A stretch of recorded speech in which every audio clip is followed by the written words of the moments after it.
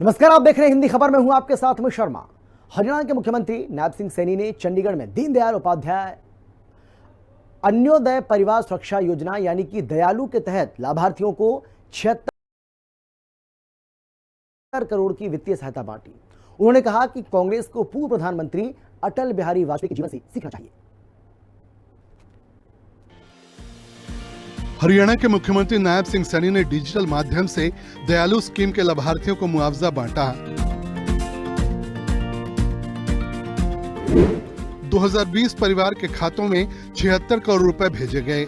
CM Saini ने बताया कि दयालु योजना 1 अप्रैल 2023 से शुरू हुई। अब तक 36,251 परिवारों को 1,380 करोड़ रुपए दिए जा चुके हैं। कहा जाता है क्योंकि शॉर्ट नाम में इसको दयालु योजना का नाम दिया गया है। आज इसके तहत 2020 परिवारों के खाते में 76 करोड़ रुपए की आर्थिक सहायता आज भेजी है।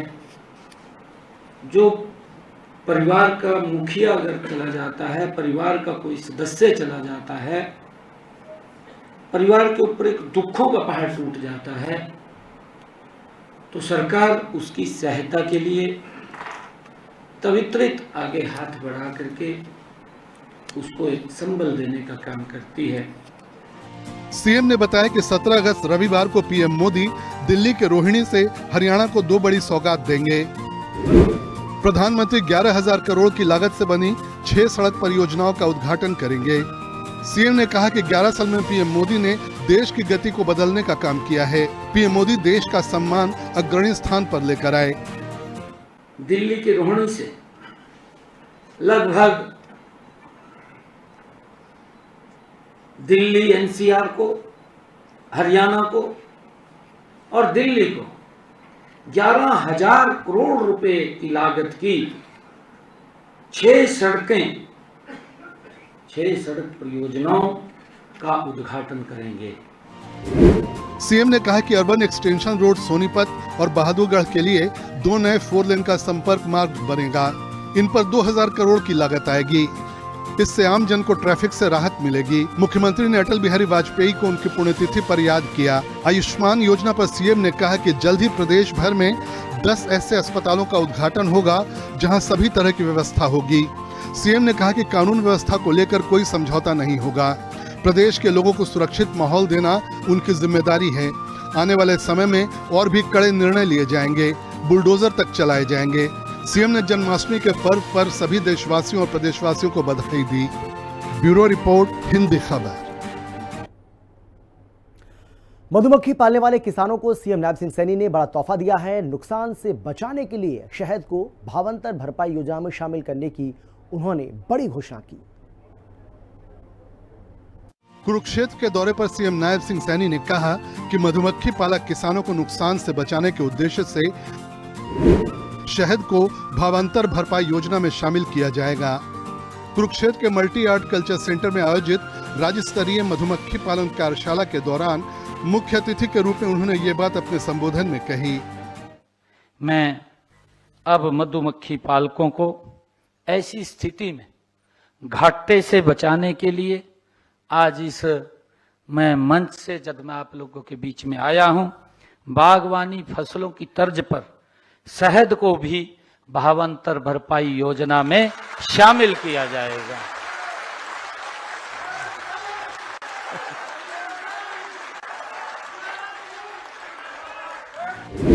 कुरुक्षेत्र में मुख्यमंत्री के साथ कार्यक्रम रहे।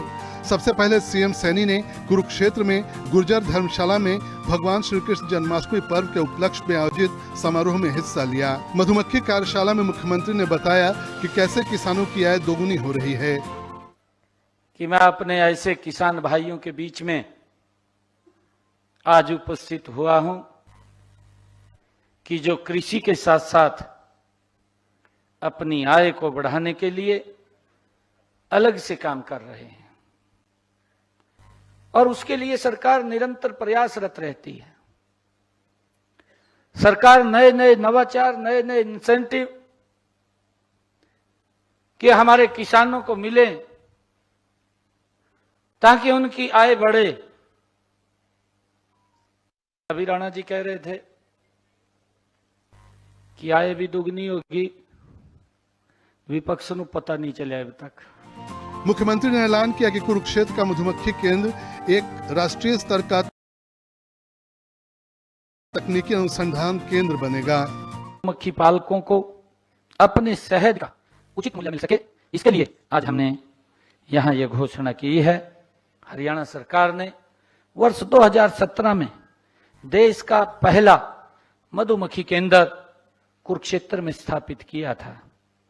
अब हमने रैशनलाइजेशन के तहत इस केंद्र का दर्जा बढ़ा करके राष्ट्रीय स्तर का इंस्टीट्यूट बनाने का फैसला लिया है।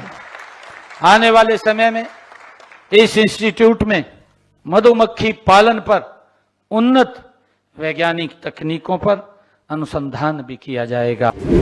उन्होंने कहा कि किसानों की फसल खराब होने पर विपक्ष की तरफ से दिए गए 1155 करोड़ की जगह उन्होंने 15,000 करोड़ रुपए का मुआवजा दिया है। उनकी सरकार मधुमक्खी पालन को बढ़ावा देने की कोशिश कर रही है। मधुमक्खी से शहद के अलावा और भी कई उत्पाद मिलते हैं। डंक में मौजूद एसिड भी कई जगह काम आता है। उन्होंने कहा कि किसान शहद को विदेशों में भी बेच सकते हैं। कुरुक्षेत्र को मुख्यमंत्री ने गीता की भूमि बताया। यहाँ भगवान कृष्ण ने अर्जुन को गीता का उपदेश दिया था। ब्यूरो रिपोर्ट, हिंदी खबर। कुरुक्षेत्र में मुख्यमंत्री नायब सिंह सैनी गुर्जर समाज के धर्मशाला पहुंचे। यहां गुर्जर समाज की तरफ से आयोजित श्री कृष्ण जन्माष्टमी कार्यक्रम में वो शामिल हुए। गुर्जर धर्मशाला में श्री कृष्ण जन्माष्टमी समारोह में हरियाणा के मुख्यमंत्री नायब सिंह सैनी ने मुख्य रूप से शिरकत की। सीएम के अलावा पूर्व मंत्री कंवरपाल गुर्जर, पूर्व मंत्री सुभाष सुधा और समाज के सैकड़ों लोग वहां पहुंचे। मुख्यमंत्री नायब सिंह सैनी ने समाज के लिए 51 लाख रुपए की घोषणा की। धर्मनगरी कुरुक्षेत्र में श्री कृष्ण जन्माष्टमी के शुभ अवसर पर आयोजित गौशाला चारा अनुदान वितरण समारोह में उपस्थित सभी गौभक्तों को उन्होंने हार्दिक शुभकामनाएं और बधाई दी। इस दौरान कुरुक्षेत्र में 19 गौशालाओं के लिए 1 करोड़ 80 लाख रुपए की राशि चारे के लिए और हरियाणा प्रदेश में गौशालाओं के लिए 88 करोड़ 50 लाख रुपए की अनुदान राशि दी। उन्होंने कहा कि मैं इसकी घोषणा करता हूं, प्रधानमंत्री नरेंद्र मोदी के नेतृत्व वाली सरकार ने पिछले 11 सालों में गौ, गंगा और गीता के संरक्षण के लिए अनेक काम किए और इसी का ये परिणाम है कि ये तीनों संस्कृतियां आज भारत भर में समृद्ध हो रही हैं।